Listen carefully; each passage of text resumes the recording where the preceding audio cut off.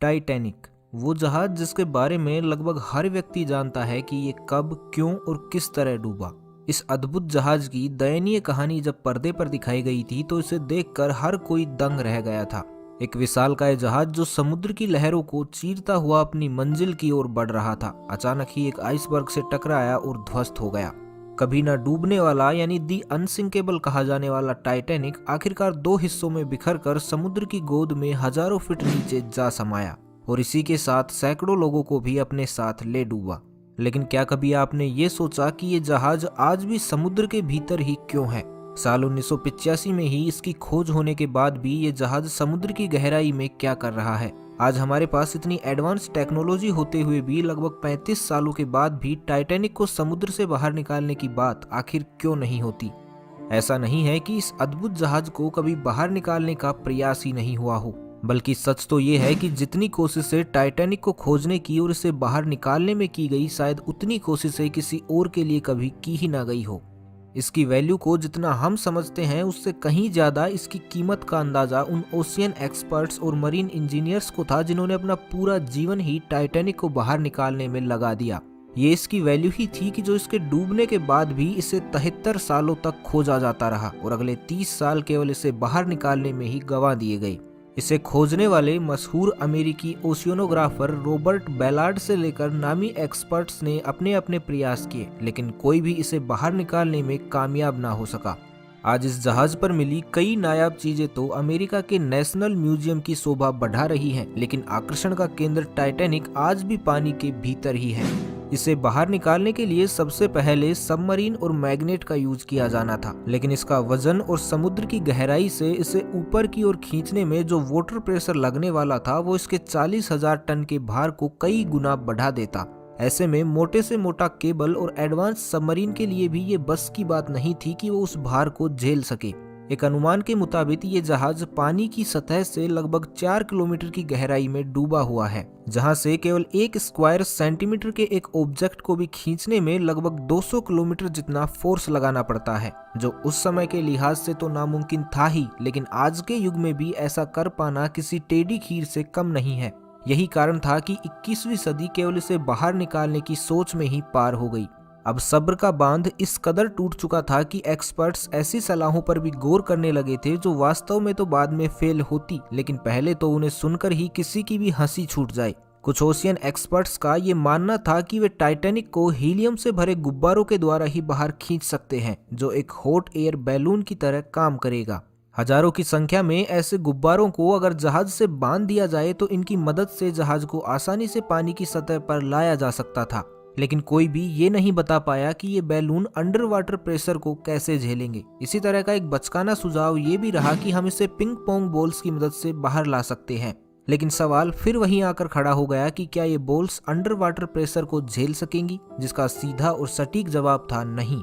कुछ इसी तरह का प्लान ऑर्थर हिक्की, जो पेशे से एक कॉन्ट्रैक्टर थे, उन्होंने भी बनाया। एक रणनीति जो कुछ हद तक कारगर तो थी लेकिन वास्तव में असंभव। ऑर्थर ने डेंसिटी के सिद्धांत को ध्यान में रखते हुए यह सुझाव दिया कि अगर हम समूचे जहाज को बर्फ से ढक दें तो वो पानी की सतह पर तैरने लगेगा, क्योंकि पानी के मुकाबले बर्फ की डेंसिटी कम होती है। लेकिन अब यहाँ सवाल ये था कि इतने बड़े जहाज को आखिरकार बर्फ से ढका कैसे जाए। इसके लिए अमेरिकी साइंटिस्ट जॉन पियर्स के द्वारा भी एक सुझाव दिया गया। अमेरिकी साइंटिस्ट पियर्स ने बताया कि अगर हम जहाज के इर्द गिर्द मौजूद पानी को ही बर्फ में बदल दें तो टाइटैनिक को पानी की सतह पर लाना मुमकिन हो सकता है, और ऐसा करने में हम लिक्विड नाइट्रोजन की मदद ले सकते हैं।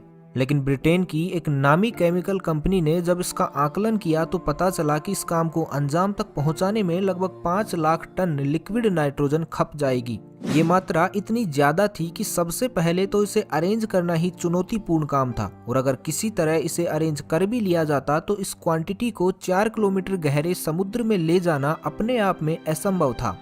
इसी तरह एक के बाद एक टाइटैनिक को बाहर निकालने की कोशिशों पर विराम लगता रहा। सुझाव आते रहे और प्रैक्टिकलिटी के अभाव में नकारे जाते रहे, लेकिन इतनी असफलताओं के बाद भी कोशिशों पर विराम नहीं लगा, बल्कि अब अमेरिका ही नहीं बल्कि दुनिया के अन्य देश भी टाइटैनिक को बाहर निकालने में दिलचस्पी लेने लगे थे।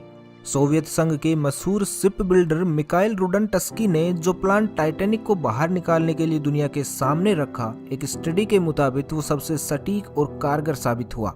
मिकाइल ने बताया कि जहाज को बाहर निकालने के लिए सबसे पहले इस पर जमी सिल्ट यानी तलछट को हटाना होगा, क्योंकि वर्षों तक पानी के भीतर पड़े इस जहाज पर गंदगी का भंडार लग चुका है, जिसे ऑटोमेटिक मशीनों जैसे हाइड्रो इंसुलेटर्स और अन्य उपकरण से हटाना होगा। इस रणनीति में अगली कड़ी थी पोंटून बोट्स, जिन्हें मजबूत केबलों द्वारा टाइटैनिक से जोड़ा जाना था, जिससे ये बोट्स इस भारी भरकम जहाज को खींच सके। लेकिन समस्या ये थी कि पानी के भीतर रहने की वजह से अब लगभग 1.5 लाख टन भार का हो चुका ये विशालकाय जहाज महज केबल्स के भरोसे बाहर आ जाए ये संभव नहीं था। इसलिए इसे बाहर खींचने के लिए कई अन्य मशीनों और गैसों से भरी सबमरीन्स की भी जरूरत थी, जिनका इस्तेमाल अलग अलग चरणों में किया जाना था। मिकाइल का ये प्लान अब तक का सबसे कारगर प्लान साबित हो रहा था, लेकिन जैसे ही ये सवाल खड़ा हुआ कि इन सब को पानी के भीतर चलाने के लिए बिजली की आपूर्ति कैसे होगी, तो इसका जवाब किसी के पास नहीं निकला। एक अनुमान के मुताबिक इस प्लान में लगभग 20 मिलियन किलोवाट आवर की बिजली की खपत होनी थी, जिसकी आपूर्ति केवल एक समूचा पावर प्लांट ही कर सकता था। अब सवाल ये खड़ा हो गया कि बीच समुद्र में पावर प्लांट ये कैसे संभव हो।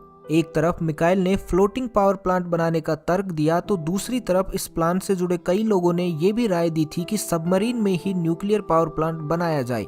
लेकिन जब इन सभी चीजों की कॉस्टिंग का आकलन किया गया तो इस प्रोजेक्ट को भी आखिरकार ठंडे बस्ते में डाल दिया गया, क्योंकि जितनी लागत और जोखिम टाइटैनिक को निकालने में आ रही थी, उस लागत को वसूलने में वर्षों का समय बीत जाता। ऐसे में कोई भी अक्लमंद इंसान ऐसा सौदा करने से बचेगा, जो आखिरकार हुआ भी। दोस्तों, ऐसी नाकाम कोशिशें ही वो कारण है जो आज 35 सालों के बाद भी टाइटैनिक समुद्र के गर्भ में ही है। इसे निकाला नहीं जा सका और शायद अब निकाला जाए भी नहीं, और कुछ सालों बाद शायद ये जहाज समुद्र के नीचे भी ना रहे, क्योंकि लगभग 100 सालों से डूबा हुआ ये जहाज अब अपने आखिरी चरणों में पहुंच चुका है। इस पर मौजूद बैक्टीरिया अगले कुछ ही सालों में इसे पूरी तरह चट कर जाएंगे। वहीं दूसरी ओर यूनेस्को ने भी इसे अंडर वाटर हेरिटेज का दर्जा देते हुए संरक्षित कर दिया है, जो ताबूत में आखिरी कील जैसा प्रमाण है कि अब टाइटैनिक कभी भी समुद्र के बाहर नहीं आ पाएगा।